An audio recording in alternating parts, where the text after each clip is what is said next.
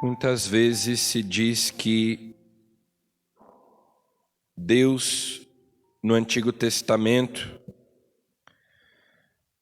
era um Deus irado, um Deus que só conhecia a justiça e não a misericórdia, um Deus que punia, que fazia guerras. E a primeira leitura de hoje mostra justamente o contrário. A ternura de Deus,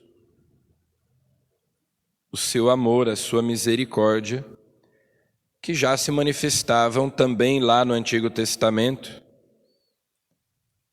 Deus é o mesmo, ontem, hoje e sempre. Então, pela boca do profeta Oséias, que nós temos ouvido esta semana, Deus usa palavras comovidas para se dirigir ao seu povo infiel, ao seu povo ingrato, ao seu povo pecador. Quando Israel era criança, eu já o amava, e desde o Egito chamei meu filho. Aliás, que essa frase é usada no Evangelho para explicar a vinda de Jesus do Egito, para onde ele fugiu com José e Maria, e depois quando ele volta para Nazaré. Do Egito, chamei meu filho. Quanto mais eu os chamava, tanto mais eles se afastavam de mim. Ensinei Efraim a dar os primeiros passos, tomei-o em meus braços, mas eles não reconheceram que eu cuidava deles. Então, aqui, aquilo que Jesus depois revela com mais clareza, que Deus é Pai, já se manifesta. Deus aparece justamente como um pai ou até como uma mãe que ensina o filho a dar os primeiros passos, que segura no colo. Eu os atraía com laços de humanidade, com laços de amor. Esses laços de humanidade se tornam ainda mais concretos quando Deus se faz homem em Jesus Cristo. Era para eles como quem leva uma criança ao rosto e rebaixava-me a dar-lhes de comer. A kenosis, o rebaixamento, o esvaziamento de Deus. Então, já desde lá do Antigo Testamento, Deus manifesta o seu amor, a sua misericórdia, a sua ternura, o seu cuidado, como um pai que se rebaixa, como um pai que alimenta, que cuida, que protege.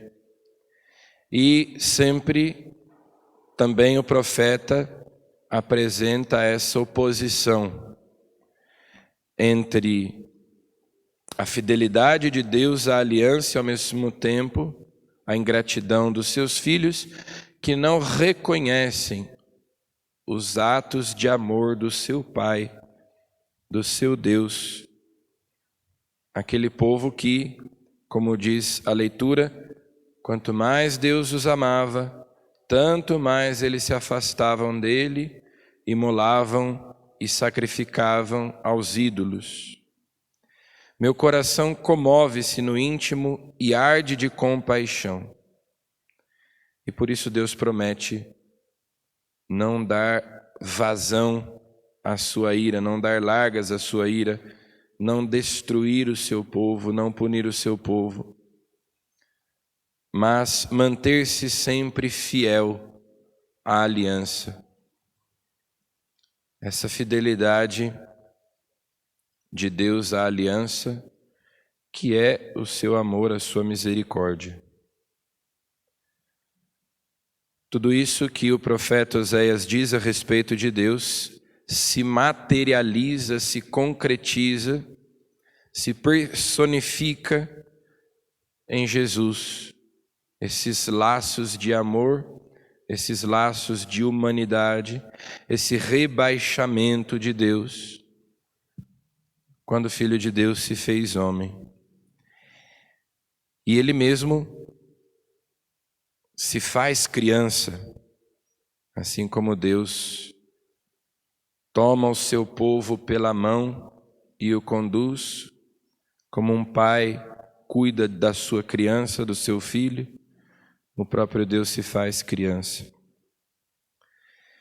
E continuando o evangelho de ontem, que Jesus escolhe os 12 e envia os 12, agora Jesus dá instruções mais específicas, mais claras, de como deve ser essa missão. Então, o primeiro versículo do evangelho de hoje é o último versículo do evangelho de ontem.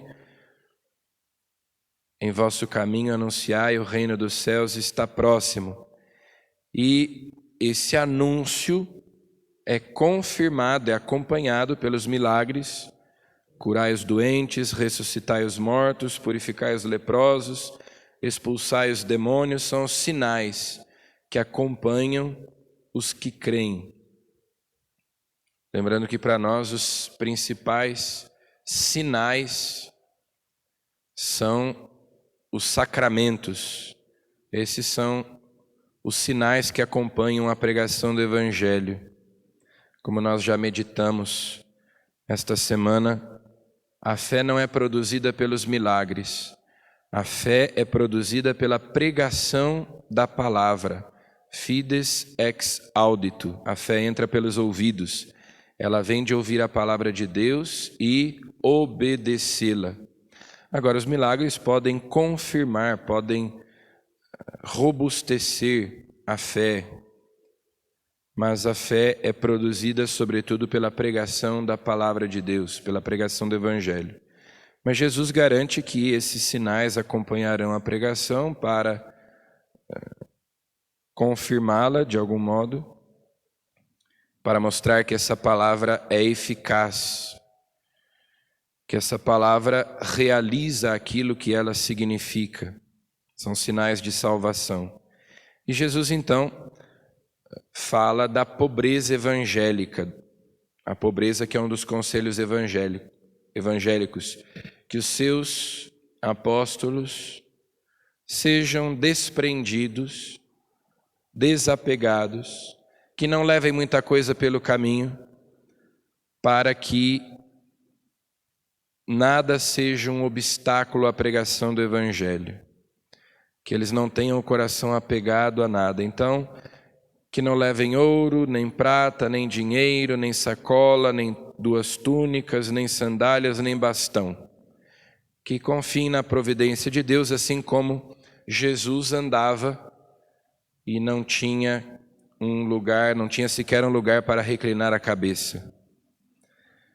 Então, Jesus recomenda aos apóstolos a pobreza evangélica, essa pobreza voluntária, o espírito da pobreza, que é a simplicidade, o desprendimento, para não acontecer de os apóstolos de repente ficarem apegados a alguma coisa e por isso não pregarem o Evangelho de cidade em cidade como Jesus havia mandado.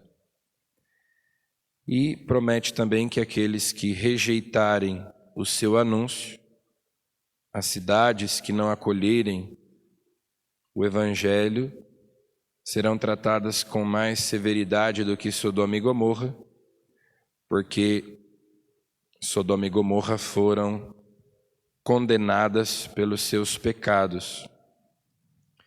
Mas aqueles que rejeitam o Evangelho rejeitam a salvação, rejeitam a nova e eterna aliança, que é mais perfeita do que a antiga. Lá no Antigo Testamento as coisas ainda não eram tão claras, sobretudo na época de Sodoma e Gomorra, quando Deus ainda não tinha dado os mandamentos de modo tão claro. Agora o Filho de Deus se fez homem. Nós temos o Deus encarnado entre nós e, portanto, aqueles que acolhem essa palavra obtêm a salvação de um modo mais perfeito do que aqueles justos do Antigo Testamento, mas aqueles que a rejeitam também receberão um castigo maior, porque a quem muito foi dado, muito será cobrado. Então peçamos a Jesus que aumente a nossa fé, que nós também anunciemos o Evangelho, que Ele nos dê um coração pobre, desapegado, nós acolhamos e obedeçamos a Sua palavra com temor e tremor, e Ele continue nos envolvendo com laços de amor, com laços de humanidade, e nós lhe sejamos fiéis. Quanto mais Ele demonstra o seu amor, nós mais nos aproximemos dele e não nos afastemos dele. Amém.